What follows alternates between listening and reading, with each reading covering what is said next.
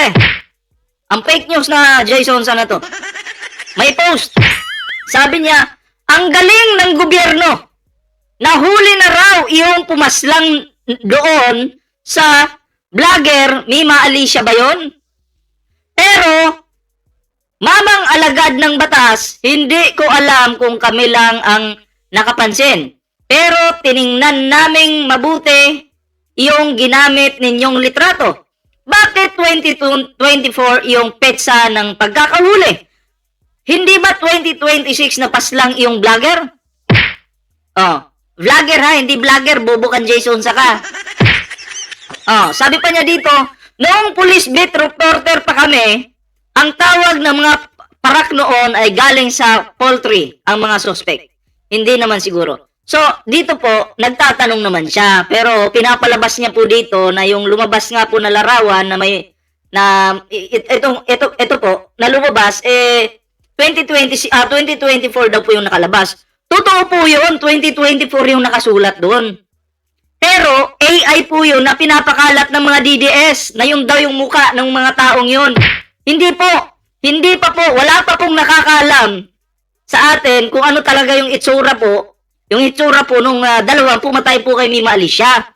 Kasi nga po, binlurred po ng Philippine National Police yung kanilang muka. So, hindi po natin makita. So, ang ginawa po ng mga DDS, gumamit po sila ng AI para malagyan ng muka yung binlurred ng police na mga mugshot nung pumatay po kay Mima Alicia.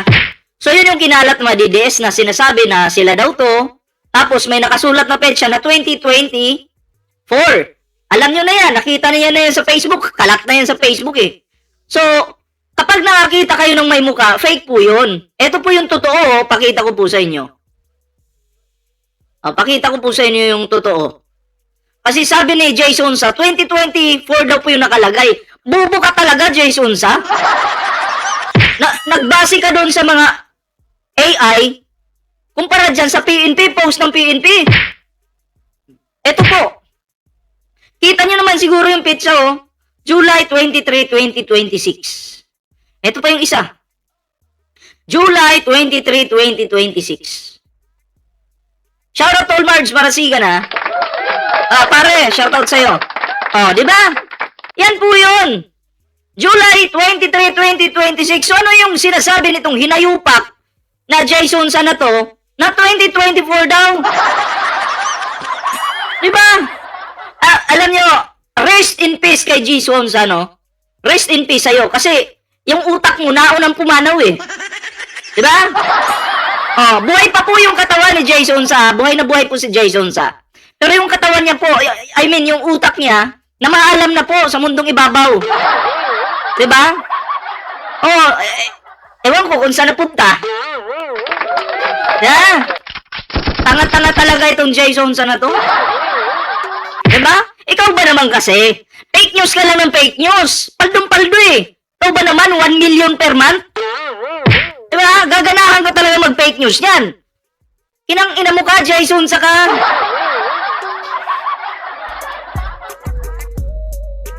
Mapapatagay tuloy ako mamaya ng Red Horse nito. Diba? Ay ano, klaro. Klaro. Di ba reporter ka dati? Tanga. Tangina kaya pala tanggal ka. Oh. Klarong-klaro po yan, 2026. Ito po yung isa. Asan ba yun? Ayan. So, ano yung sinasabi mong 2024? Ingat-ingat ka sa mga pinagsasabi mo. Wait lang, hanapin ko yung AI. Baka makita ko po yung AI. Wait lang.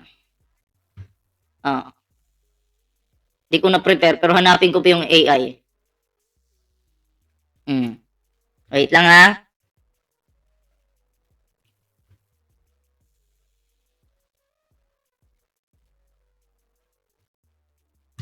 So, ito yung AI. Ito po. Pakita ko sa inyo ha. Ayan. Para klaro tayo. Kaklaruhin natin. Ayaw natin ng fake news eh. Ayaw natin ng fake news. Kasi yung iba pa, wag po kayong maniniwala dito. Ito yung papakita ko. Ito po yung AI lang. Pansin nyo. Pansin nyo po yan. Magkakamuka. Yung isang payat at isang mataba. Tingnan yung mukha. Magkakamuka po. Diba? Tapos yung nakalagay po dito, July 23, 2024. Oh. Diba? Yun po yung fake AI. Tapos si Jason sa, ito yung binigyan niya ng komento, reaction. Pang matanda talaga eh, no? Oh.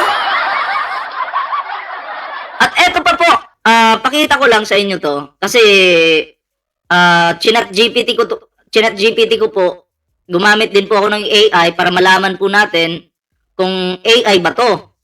Kasi kaya pong i-identify po ni ChatGPT kung ang larawan AI ba o hindi. So, hayaan nyo lang yan si Chris Ulo nakanganga. Hayaan nyo lang, nadamay sa screenshot. Video call kasi namin yan eh. Oh, eto na. Oh, chinat ko. Nagtanong ako sa Gemini ba to, ChatGPT? Nagtanong ako. Ang sabi ko, tanong ko lang, AI ba ito o hindi? Gawa ba yan ng AI o hindi? Ang sagot po ni ChatGPT o Gemini, sagot po niya, batay sa ginawang pagsusuri, natukoy na ang bahagi ng larawan ay ini-edit o ginawa gamit ang Google AI. Ayan, Google AI po yung ginamit po dyan. So, maliwanag po. Na AI lang po yan. Hindi po siya, yung mga mukhang yan, hindi po yan yung pumatay kay Mima Alicia. AI lang yan, di ba? Ang totoo pong pumatay kay Mima, hindi pa po natin nakita yung muka. Bakit po? Bakit? Kasi, ito po, tingnan nyo, naka-blurred po ang mga muka nila. Binlurred po ng Philippine National Police. Di ba?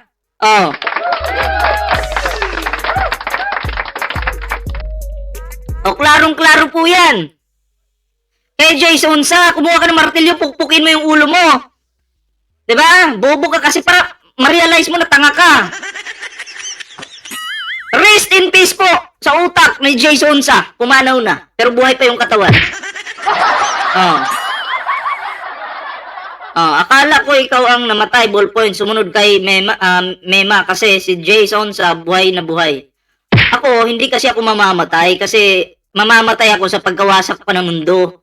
Immortal kasi ako eh. Ang maunang mamamatay sa katandaan, yan si Digong. 'Di ba? 'Di ba marami nang namatay ng mga DDS vlogger tinamaan ng sakit. Binato ng Panginoon ng sakit. Ayun, namatay. 'Di ba? Ako, hindi ako basta-basta mamamatay kasi pagkagunaw ng mundo, tsaka ako mamamatay.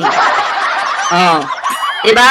Kaya yung mga wish ninyo sa akin, sa inyo tatama 'yan. Mag-wish kayo mamatay na si Ballpoint Man. Patay na nga. Wala na, patay na. Di na maka-red horse mamaya si Ballpoint Man. Nalasing naman.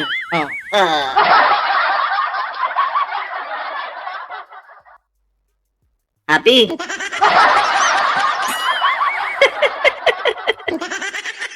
Tanga-tanga talaga. Si Jason sa yung patay na yung utak. Di ba? Tingnan mo yung mga post niya. Pang out of the world na.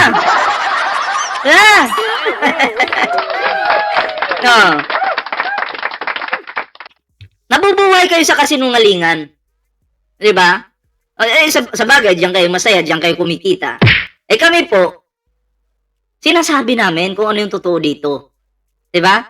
Nung nadibang po natin si Jason sa, nanggigil mga DDS. Marisa Sunakaw, Mix TV, shoutout po si Ma'am Marisa Sunakawa, natanggalan po ng jacket. Natanggalan ba?